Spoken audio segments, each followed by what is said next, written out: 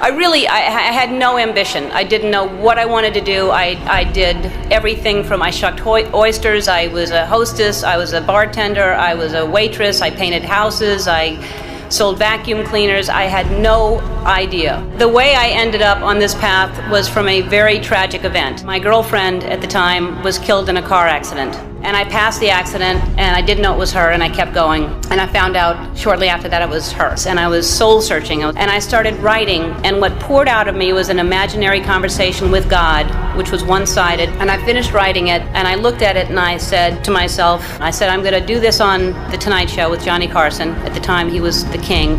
And I'm going to be the first woman in the history of the show to be called over to sit down. And several years later, I was the first woman in the history of the show, and only woman in the history of the show, to sit down because of that phone conversation with God that I wrote. I started this path of stand-up, and it was successful and it was great, but it was hard because I was trying to please everybody, and I had this secret that I was keeping, that I was gay, and I thought if people found out, they wouldn't like me, they wouldn't laugh at me. And I decided to come out and make it creative, and my character would come out at the same time, and it wasn't to make a political statement, it wasn't to do anything other than to free myself up from this heaviness that I was carrying around, and I just wanted to be honest. And I thought, what's the worst that can happen? I can lose my career. I did.